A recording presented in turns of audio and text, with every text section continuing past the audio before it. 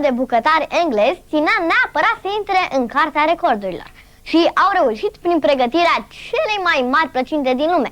Plăcinta a fost pregătită pe un cuptor special amenajat într-un parc. Pentru pregătirea ei, bucătarii recordmeni au folosit 5.000 de pungi de făină, 4.500 de kilograme de carne tocată și 7.000 de cepe.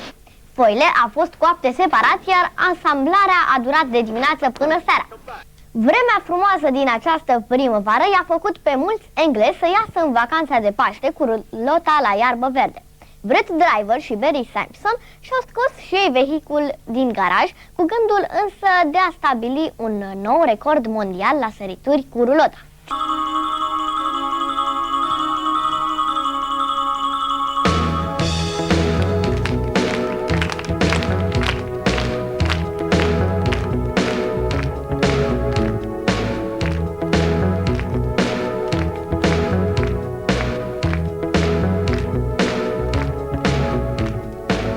Can you hear me calling out your name? You know that I'm falling and I don't know what to say. I speak a little louder, I'll even shout. You know that I cry and I can't get the words out. And I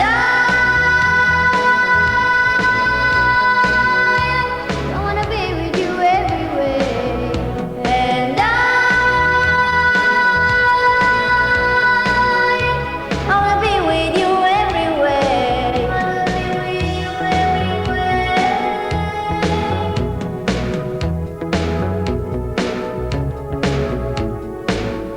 Something's happening to me. My friends say I'm acting peculiarly. Come on, baby, you better make it start. You better make it soon before you break my heart. And I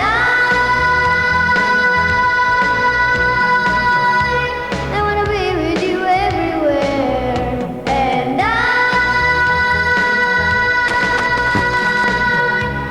wanna be with you everywhere.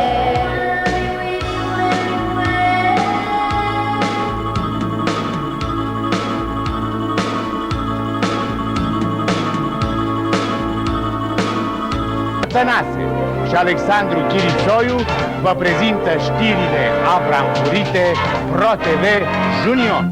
Bună dimineața și bine v-am găsit la știrile Abramburite ProTV Junior. O scrisoare cât se poate de abramburită am primit în urmă cu 2 zile de la Laurențiu Angel din Covasna. El ne spune cum a reușit să descifreze un mare mister. Și anume, cum și când 1 și cu 1 fac 3. Știți? Nu știți, nu e nicio problemă, nu vă îngrijorați, vă spunem noi. 1 și cu 1 fac 3 atunci când unul din cei doi își aduce și un frate, bineînțeles neanunțat.